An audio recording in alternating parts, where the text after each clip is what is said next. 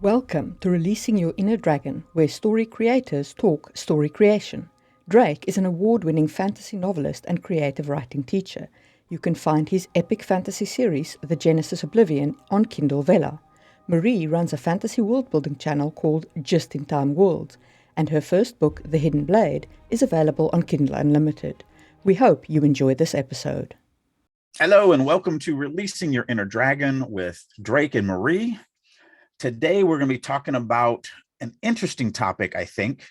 We're going to be talking about, and we're going to talk about a couple different aspects of this, but it's a very broad topic. We're not going to get to everything, but we're going to talk about mental illness and kind of writing mental illness and things to think about, but also like a little bit more than that. Like for me in this topic, the most important thing is, you could call it PTSD.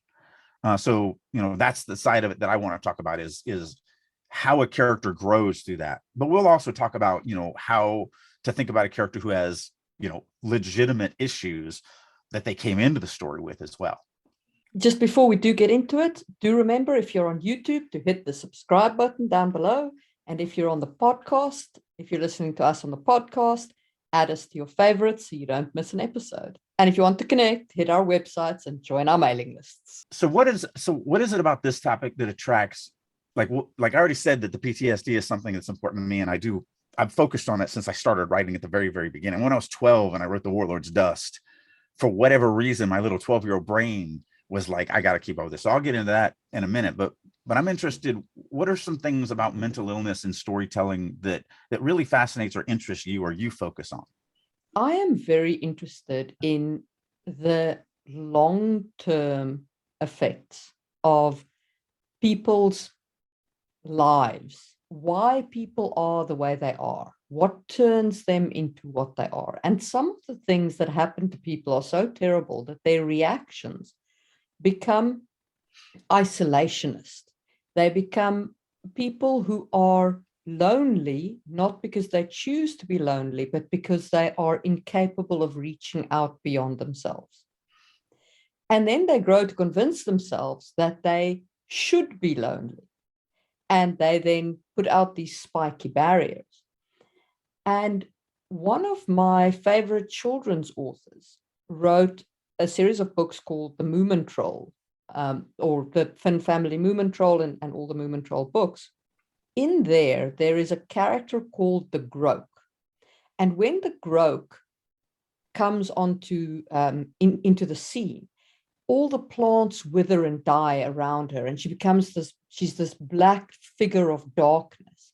She represents that kind of loneliness, that kind of somebody who is so harmed that they can't connect to others.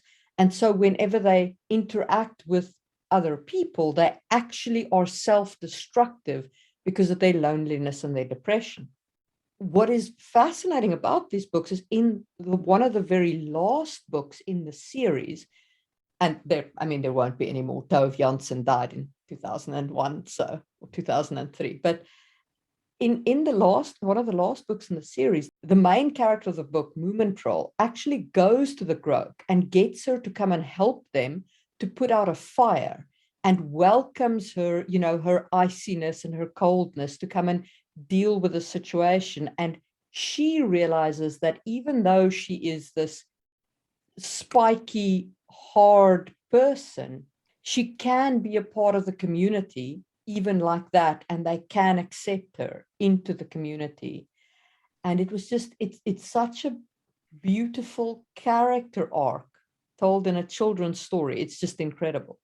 So that to me was one of the driving factors of why I wanted to talk about this, because I feel that there is often little attention given to the effect of that kind of devastation on somebody's life. I also think far too often there are villains who are depicted as mad, and then because they're mad, because they're crazy, like they're villains. And I'm like, that's not great. I always hate they're a villain because they're evil. Yeah. Or they're a villain because they hear voices. Maybe the voices have driven them mad, but... Well, I don't mind that if it's done well. Yeah. I've got one of those in the works right now. if it's done well. The problem is that sometimes it's like, it's so badly, you know what I mean? Like, it comes across as everybody who's insane is automatically like out there cackling. Right. Well, it's like when TV first started coming out in the 40s and 50s, almost every villain of like the little cop shows or whatever was gay, like every Yes. time. And it's like, come on, guys. I'm going to get you guys, back in the 40s and 50s were horrible people, but still, that's just horrible writing too. Like, but actually, when you were going through that, it reminded me of Stieg Larsson and the girl with the dragon tattoo. Yes. Because such a horrible thing happens to her, and then that really does screw her up, and she has to deal with that, and she has to fight with that, and a fight against that constantly. And I think he did a great job with that. She also has autism as well, or she has, yes. So, which, I mean, it's just so well depicted. Like the whole way that she is depicted in those books is just phenomenal. Yeah, I love Girl with the Dragon Tattoo. It's such a good book. Yeah, it was fantastic. And again, won't be any more of those either.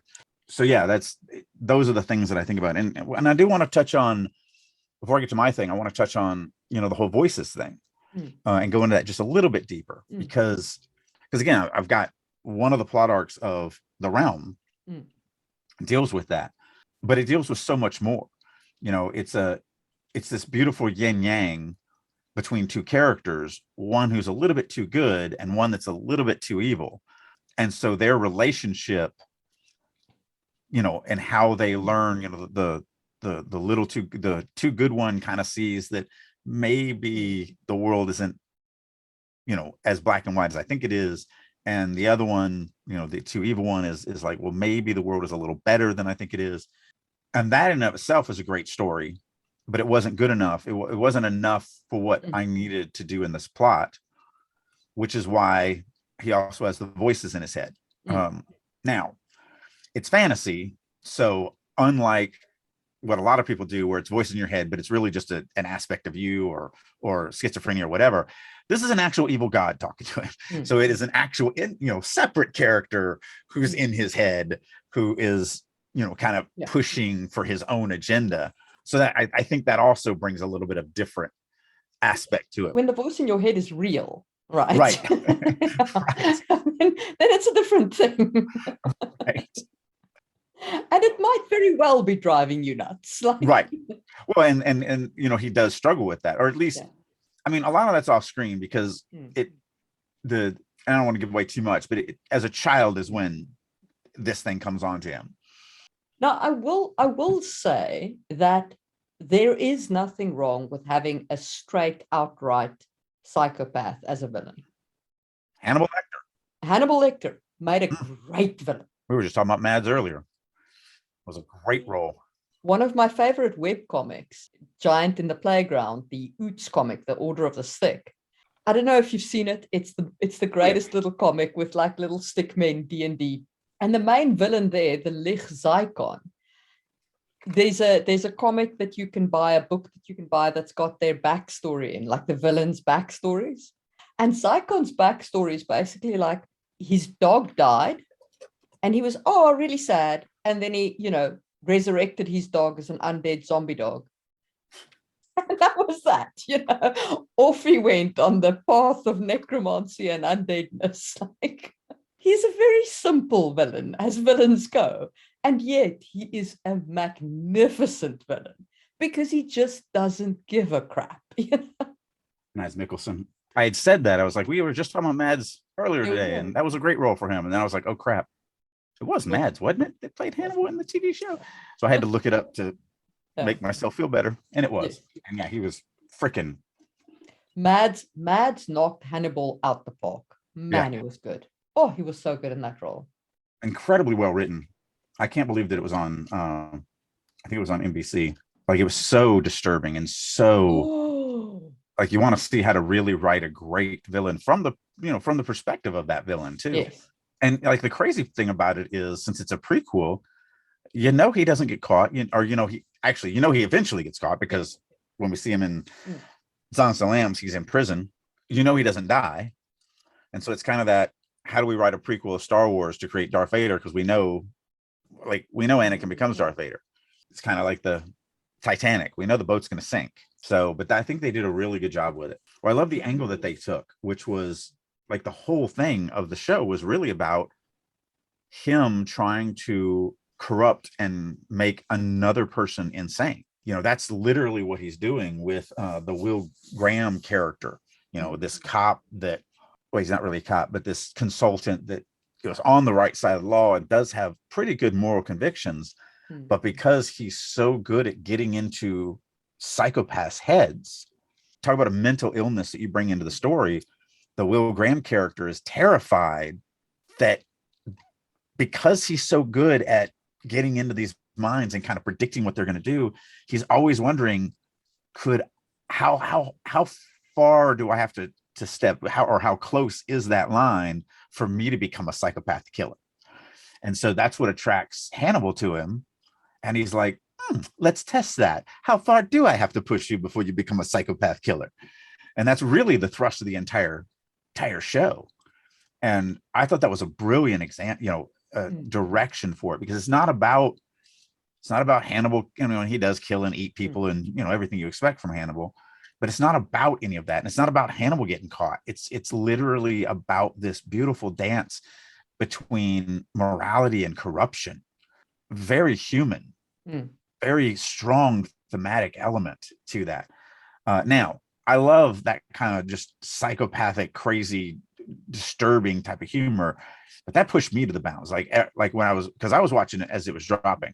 I'd have to watch, you know, when I watched an episode of that, I have to go and watch an episode of Family Guy afterwards, or I couldn't go to sleep because, man, if you're not mentally capable of really dark, you know, diving into the darkest recesses of humanity, that's going to be a tough one for you to watch, because it was tough even for me, and I'm kind of live in the dark side of humanity. But I love that show. It was very well done. Hate that how they ended it. I hate that they had to rush it. I mean, it wasn't the writer's fault, it was the studio's fault.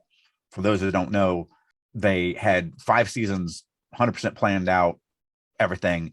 They started filming season 4, and season 4 was 100% this one story arc that would lead to the final season for its story arc. And after they started filming season 4, they were told, by the way, this is your last season, you're canceled.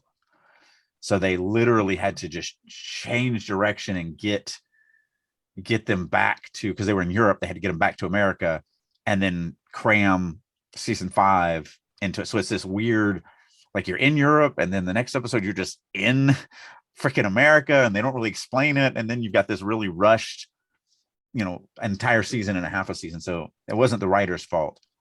It was definitely the studio's fault, which was a shame. Say la vie, studio has screwed up so many stories. What was that Alfred Hitchcock one with a crazy guy and his dead mother? Oh, that's Psycho. That was also well done. And they did a TV series off of that was actually really good too. But that movie, oh my goodness, that movie. We just watched that recently. It was before the pandemic, so you know, recently, but probably 3 or 4 years ago, the symphony here showed the movie on the, you know, in the whatever symphonies play in. What's the place called? And then the live orchestra played the whole score of the movie.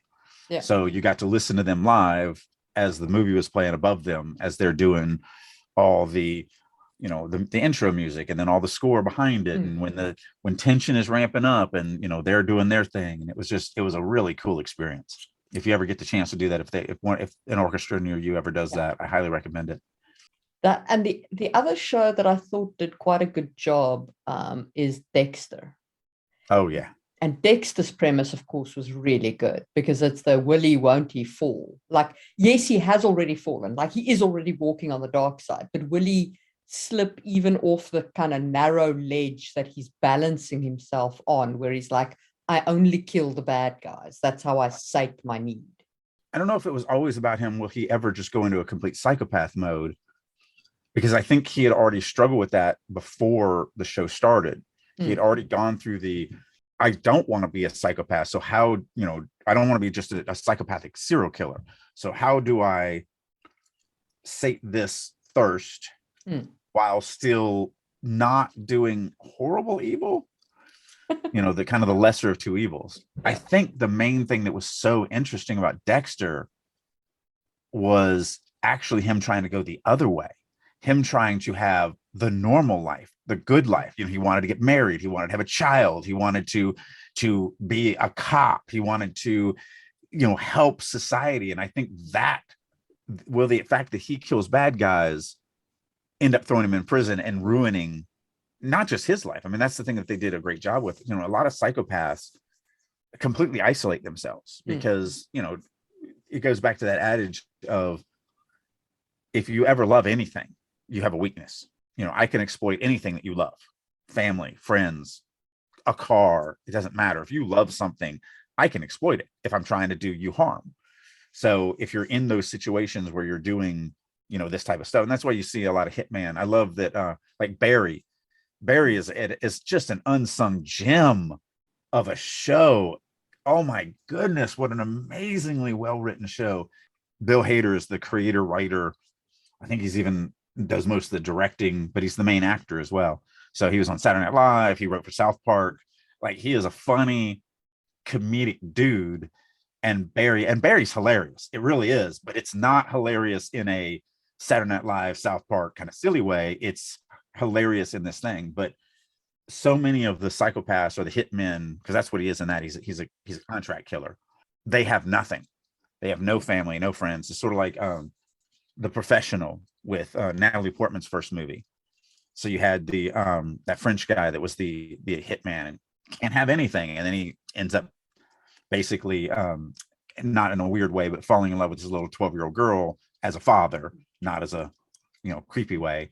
And he adopts her and raises her and loves her to death. And so it's all about him trying to break away, because again, once you have something you love, it can be exploited. And that's just a great story plot device. That's why I'm kind of harping on it. Yeah. And so I think that's really was what drew me to Dexter. It was always that, like, in the beginning, you were kind of isolated. Your dad was dead. You didn't have a great relationship with your sister. You had no friends. But now you're really working on your relationship with your sister and really trying to build that as a solid relationship. Oh, you're getting married. Oh, and you're having a child. You're gathering all these things that are weaknesses, that are exploitable, that you're going to cause all this grief. And so I think that's really the thing. And Barry's kind of the same way. If you guys have not seen Barry, I highly recommend it. Streaming on HBO, I just checked. Well, and they even talk about that just because there's an ad for it right here on the Barry page in The Boys. It's one of the things that they talk about. The main guy, I can't think of his name, but the main guy that's running The Boys, when he recruits the new kid and get him into it, he's like, don't love anything. They can exploit that. You have to cut yourself off from everything.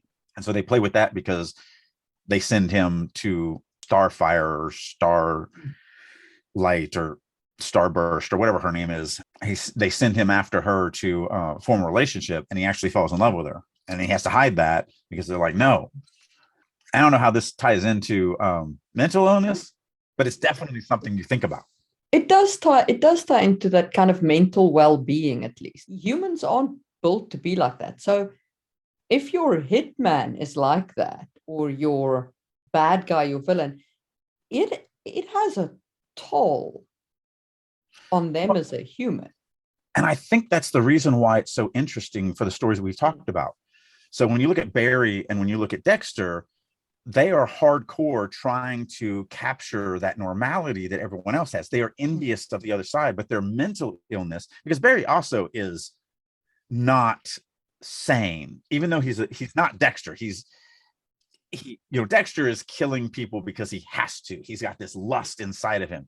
Barry is doing it because he gets paid really well to do it. He's former military sniper and was this amazing shot, and then he was recruited afterwards to kill really bad people for money.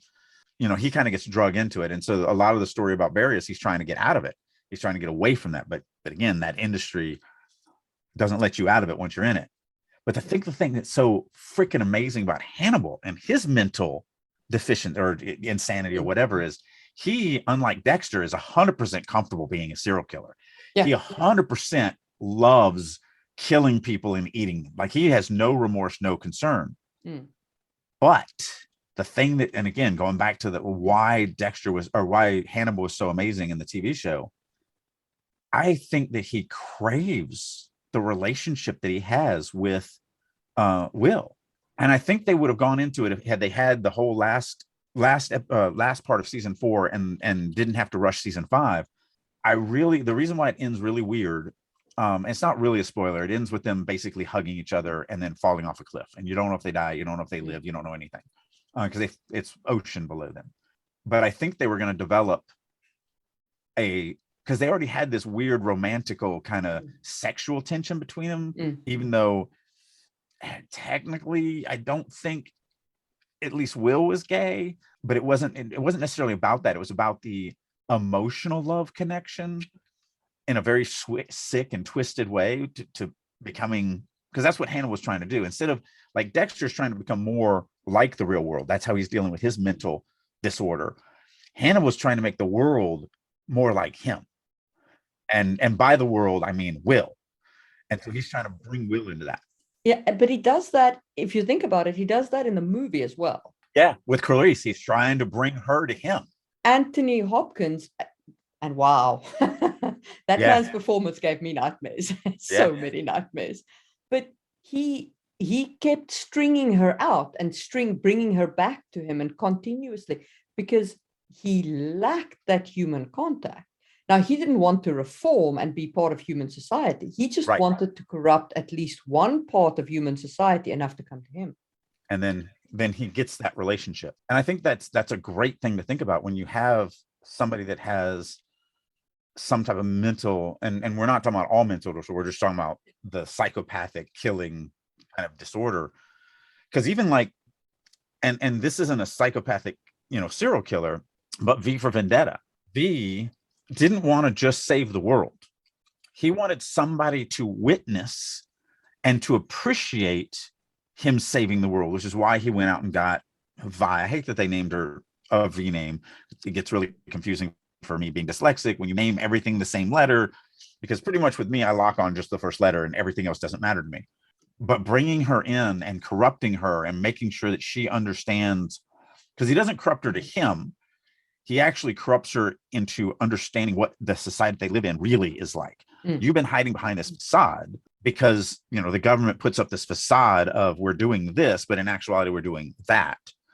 And what he really did was just strip away that facade for her and say, but he did it for his own selfish reasons. He did it because she doesn't really do anything at the end of it. She doesn't topple the government. He topples the government. It's really about his desire for that connection so that he at least knows one person knows him, why he did it, how much he struggled for it, and the sacrifice he made. He didn't want world famous fame, but he needed one person. Right. He needed that. And I think that's another thing that makes that story so freaking compelling.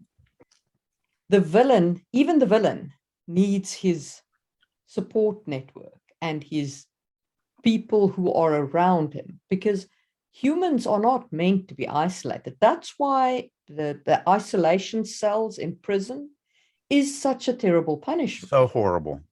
Right? That's why it's so bad, because that kind of isolation can drive you mad, as a human. And I don't mean like drive you mad like a born with I mean, it can drive you insane. Like you need therapy, years of therapy to recover from. So if you're doing your villain, consider what their support network is and who their audience is and who they interact with, because they'll need somebody. Well, and they have that desire. I don't feel like anyone has the desire to be evil and just do horrible crap. I mean, 3-year-olds, absolutely.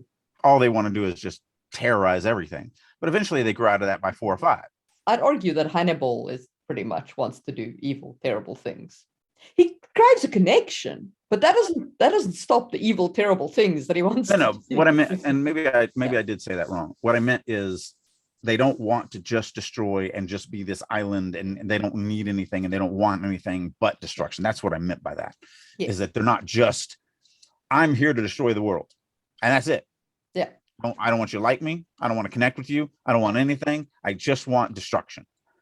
while I do have things like that in my fiction, they're always more abstract, a god or but those are, what we're allowed to do in those instances is you can take one aspect of humanity and personify it, is really what you're doing. And then you're playing with that. You're playing with the how far could I push this if an aspect of humanity was personified, is really what you're doing. But to create an actual human and personify only one aspect of humanity in that human is what I'm saying I don't think is realistic to me, and I don't think is enjoyable for the audience. I don't think so either. I think that's very unrealistic. Yeah. And there's so many just crappy villains that are they're like, well, they're the villain. Of course they're mean. Like, that's what they are. Like, no, they have something. So I just rewatched Book of Eli with my son because he hadn't seen it. It's one of my favorite Denzel Washington movies. And the bad guy, played by Gary Oldman, they don't spend a lot of time on him. If you haven't seen it, I'm not going to ruin anything. It's a brilliant movie. You should really see it. It's 20 years. It literally is 20 years old because it came out the year my son was born. It's a post-apocalyptic story, and Gary Oldman plays the villain, but you get even though he's a piece of garbage, you get what he's trying to do. He actually believes that he is the only one that can save humanity, because humanity is literally on the brink of extinction in this. And he believes that he's the only one that can do it. And it puts him at odds with the main character, because the main character is doing something that will actually bring humanity back from the brink of extinction. And so, that obviously puts him at odds, and it's great. But you get it. You get that he's still trying to, even though he's definitely corrupt and definitely has no moral compass and will kill anybody for any reason and doesn't give a crap, you still get that he's trying. In his mind, he believes that he's doing the right thing. And I think that's so much more interesting of a character than, just I'm evil to be evil. Although you can pull it off. Still a Gary Oldman character, but from The Fifth Element. Yes. So the Gary Oldman character in The Fifth Element is literally, yes, he's motivated by money. And he sells out the human race for money and power. But he really doesn't, they don't go into anything other than he's just a jerk. However, the thing that I think makes that character so amazing is something different. It's one of the only villainous characters that's willing to get his hands dirty. So he sends his minions out for stuff, and when they fail, he's like, screw it, I'll do it myself. And he literally takes, and I think that's what makes that character so amazing to me, is that he just goes out with a gun to do the job that his minions were supposed to do. And I just think that really endeared him to me as a character, because it showed me how much he was willing to do the job. I think what really attracted me about that kind of villain is that sometimes it is okay. Sometimes having a simple villain who's motivated by greed or power is perfectly understandable.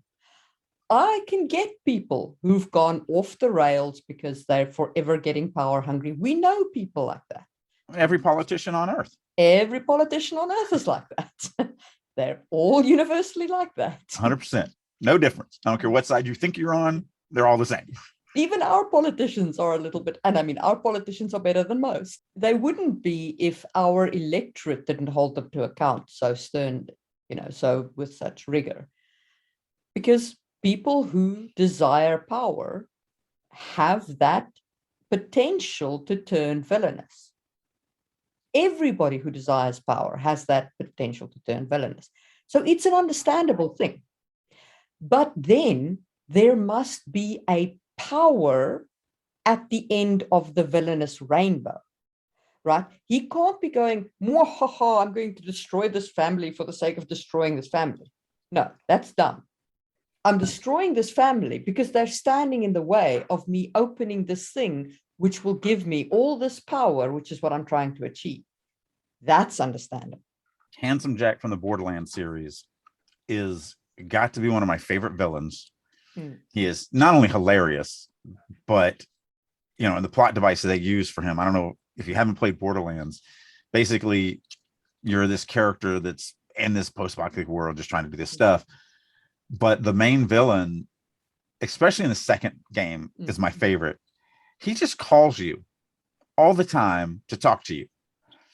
because he tries to kill you in the opening credit sequence, and you survive. He kills all your friends, but you survive, and that's where you start the game. And then he's just got your phone number, and he's calling, like, he's like, hey.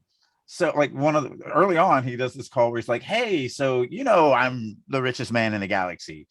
So I just bought myself a unicorn, a real unicorn. Like, can you believe it? It's expensive as crap, but I think it was worth it. But I'm trying to figure out what to name it. And so I'm thinking about you, and I don't know. And he's like, I don't remember, like ass face or something like that. It's something insulting, but it literally has nothing to do with anything of the game. He just has this phone call of how he's going to name his horse an insulting name because the horse reminds him of you. But he keeps calling back through the whole game. Eventually you do see him at the end of the game, but through the entire game, he's just randomly calling you up. And it's like, hey, I'm bored. I bet by that point you're about ready to freaking rip him apart limb by limb. It's perfect. He is definitely one of my favorite villains, especially from a video game, because he's so arrogant. But he is, there's these things called, there's a thing called a vault. There was some ancient alien thing, and he believes that inside that vault is the power to everything. So that's really the game. You're trying to get the vault open before he gets the vault open. So, all this other stuff. But so you get that. He's going for power, and that's it. He's already incredibly wealthy. He already runs, hundreds of thousands of people obey his every command, all this other stuff. He is the epitome of corruption. But he's also driven by more power. Yeah. And so I love Handsome Jack. And I love, like I said, just the whole aspect of, not only is he funny, which makes a great villain, but he is a psychopath. He doesn't care how many people he kills. He doesn't care how much damage he does. And just a great villain that kind of goes at. And we kind of turned this into a villain discussion instead of. We have chased down a villain discussion. So let's in our last, I think we have about 10, maybe 15 minutes left. Let's talk about afflictions for your hero or your secondary character. That's what I said I wanted to. Like, that was the part that was so exciting for me. We did talk a little bit about Stig Larsson and his and Lisbeth in Girl with a Dragon Tattoo, which is fantastic, this depiction of that kind of trauma. But you also do a lot of that kind of depiction. So I do. One of the things that I tend to write a lot of, not always, because I always have older people too, but I do like writing heroes that are just starting out, like, and that's a classic fantasy trope. The farm boy leaves the farm. But I like taking an innocent, really good person. And everything that I write, not my short stories, but any of my bigger stuff, you'll always find one character. They always say that authors fantasy fulfill within their own stories. And I am just as guilty of that, because I always have one character that is the epitome of good, always tells the truth, always believes that the right way to do it is. And I do try to live my life like that, but I'm human, so I fail. I occasionally tell the white lie, or I occasionally, get angry with someone or whatever. So I am fantasy fulfilling in that character. But I'm also realistic with that, because these worlds are horrible. And what these characters have to go through and live through to overcome the obstacles of the story is just horrible. I have a lot of people that are like, which character is you, or have you ever put any family members in, as any of your characters or whatever? I'm like, no, like I do horrible things to these characters. I don't wish this on anyone. One of the things that I've done every time, because I think it's very realistic and very in line with it, is when that character, that goody character, the one that's really trying to do good, is eventually forced to kill for the first time, because these are very dangerous worlds. It's not, you can't be a pacifist, you're going to die. I love the way in Wheel of Time, the Tinkers, you could just go into a Tinker village, beat up the dude, rape his wife, kill his child, and he would not raise a finger to you. He would ask you not to do it, but they were so past, and so they got destroyed constantly, because it's a terrible world. And so, when I have a character that is really good, when they get to that point, first of all, it's a struggle for them to make that decision, to cross that threshold of taking a life. It's something they always struggle with, but then it's something that will always haunt them for the rest of their lives. It's not something that they get over. I try to make sure that these mental wounds that my characters are taking, because they have to make tough decisions. They have to, not only that first kill where where they're pitted against somebody that's going to kill them if they don't, reciprocate. I love putting them in situations where the Kobayashi Maru situations where it's like, I can save these innocent people, but these innocent people are going to die. Or I can save these innocent people and these innocent people are going to die. Like, that's a tough, and again, it is me and how I live my life, trying to go, man, that would be a horrible situation for me to be in. How would that affect me? That knowing that that I'm not Batman, I can't save both. Like, I love thinking about that stuff, and I love, because it pushes me to really go inside myself and think about what would I do, and how would I react, and how would it affect me, and how would I get over that? Knowing that I've made those decisions, how would I deal with that in life? And what scarring would I take with me? What baggage would I put on my back that I would never be able to get rid of? You could say that that's a mental damage is what they're taking. I do. I track that. I like thinking about that. I like, and I like having characters do it in different ways. Arderi in, the two brothers in Genesis, you got Arderi and Malant that both go through the same process. Both are just farm boys. One goes off to magic college, the other goes off to mercenary. Arderi uses humor, which a lot of people do. A lot of people use that humor to mask or hide or help get over their things. And Malant just gets more angry and broken, and he pulls himself away from everybody.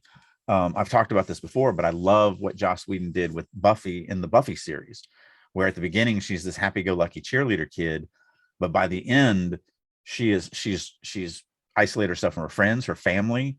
She has no human interaction and anything like that, because again, those are weaknesses, and she ends up like having sex with the one vampire that she's been trying to kill for 7 years, because that's where she feels that she has fallen to. She has fallen to this, he's the only, I am just like him now. And so I love that they track the devolving of her moral, at least her moral, what she feels that she has her moral compass. And so I love, that he kind of track that, and that's what I try to do. I try to track these things and really kind of think. And then I like going the other way. And the same in the Genesis saga, you have the Alith character who starts off with no moral compass, and then she's getting a moral compass as she's going. So she's done horrendous stuff, but she didn't understand. She literally, because she's not human. So that's taking an aspect of humanity and manifesting or personifying it. But I love writing her and her growth as she started. Like, there's this one scene where she cuts off a guy's head and he's still standing there. He's dead because his head is severed, but it's still stuck to his body. And it's somebody she actually liked. And so she's thinking to herself, like, is that wrong? Because it looks like he's judging me. I wonder if that was wrong to kill him. And this is the very, very beginning of her starting to get emotions and human moral compass for the first time, and she doesn't understand it. And so, like, I love that scene. I love her contemplating, like, she's literally just chopped this guy's head off for no reason other than she was told to. She was ordered to do it. They were friends. Well, she didn't have friends at the time, but they ate lunch together, and her boss was like, kill that guy, and she did, because she just followed orders. And she didn't do it maliciously. She has no moral compass either way. So she's not evil either.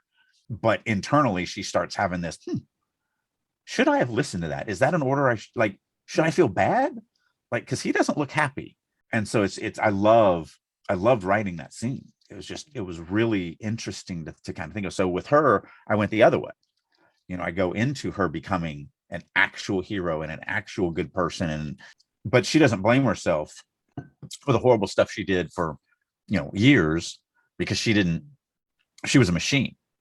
She's my Pinocchio. She's becoming a real boy. you can't blame yourself when you had no control, no understanding, no, Yeah. but it's still, I have to track it, and I have Yeah. to go in these steps and everything like that and go the opposite direction. So I had somebody ask why my nobles in my world are so not just ruthless but callous. And I said, well, Never met a politician. that's the first thing. But the second thing is, before they turn 12, the ducal lines at the very least tell their kids, fear will kill you, and then shove them into a cave with a murderous spirit. And you either learn magic, learn to control your fear and learn magic from the spirit, or you die. And that turns them from the top down into a callous society. So those kinds of things have impact. Right. Well, and you see that in human history too. I mean, the Spartans were famous for how they treated their children. I want to say it was the Greeks didn't even name a child until you turn 10. That changes how you see. I would imagine that life 9 and under had no value, even to a parent. It was just like, okay, you're here. I don't want to get invested in you. I don't want to love you. I don't want to, very, very different from, us as a society today. And these are fun to play with. Last thoughts on mental illness, villains? Well, there's one thing we haven't touched on that I do want to at least say, and I don't want to go into detail, which is why I saved it for the end. We haven't touched on, I mean, there's a ton. We mentioned autism and, with the girl with the dragon tattoo, but there's so many other mental illnesses and everything like that definitely people, you had Tommy, the movie Tommy. With that, you've gone through, Hunchback of Notre Dame or the Elephant Man deal with something else. There's a ton of different mental illnesses that humans suffer from, all of which may be great storytelling devices that you can, because remember, to me, storytelling is about taking the reader from the comfort and safety of wherever they're at reading a book into a very uncomfortable situation, hoping that they become better human beings on the other side. So, because I live by that mantra, if you are going to write one of these mental illnesses, the only thing that I think is required is you got to understand it. You got to study it. You got to do your research. You got to go talk to people. People love to talk about what they love. So I promise you can find a psychiatrist or, whatever, that you can say, hey, can I just take you out and buy you a coffee and just ask you some questions? I'm not looking for mental health from you. I actually am writing this thing and I just want to understand this thing better. Or, now we live in the information age. There's tons of psychiatrists that are doing videos on different topics. So you can search them out. I'm sure YouTube, I haven't looked it up, but I'm sure YouTube has a ton of things. So that's really the thing. We talked about, growth and mental damage or the villains and all the things we talked about. But we really didn't talk about a lot of just the plethora of mental illnesses that are out there. And so I think the only thing that is really a prerequisite if you're going to write about it is you gotta know it. You got to do something, and you don't have to be a psychiatrist. Like, I'm not an expert at anything as a writer. I know just enough to make it realistic, so I'm not doing stupid things. Basically, it's the same thing about writing a race or writing a sexuality or writing whatever. If you don't do the research, you're going to write a caricature of it. So if you don't do the research on somebody who's autistic or whatever, you're going to write an insulting caricature of somebody with autism, and you're not going to you're just going to offend people instead of actually using it as a device that you're trying to use it for. If you're going to use a mental illness in your story, then you have to write it from a place of understanding and, I think, compassion for people who suffer from it. And on that note, we will see you soon for another episode. Bye. Hey guys, Drake here. Thank you so much for listening to Releasing Your Inner Dragon podcast. I hope you're getting a ton of information and maybe even some nuggets of gold that you can take into your own writing to help you on your journey of story creation. Couple things I want to throw at you. First of all, for the first time in years, I am opening myself up to being a private mentor again. If you would like for me to work with you to improve your writing right now, reach out to me. You can either go to my website, maxwellalexanderdrake.com, and send me a contact form, or just email me at author@maxadrake.com. Also, as many of you may know, I've been out of the novel game for quite a few years. I was the lead fiction writer for EverQuest Next from Sony. I've been in the movie and TV industry for a few years now, but I am excited to say I'm back into the novel game. I've actually been working on a novel for a little while now, and I'm going to start dropping it on Amazon's Vella. So if you're on that platform, look me up, Maxwell Alexander Drake. Thank you again for listening, and as always, keep writing. Hi guys, this is Marie from Releasing Your Inner Dragon, and I hope you're enjoying the podcast. If you're interested in more content on fantasy world building, head over to YouTube and look up Just in Time Worlds. I release tons of content there. If you'd like to check out my book, The Hidden Blade by Marie M. Mullaney, it is available as an ebook, audiobook, and print book on Amazon. Thanks for listening, and see you soon.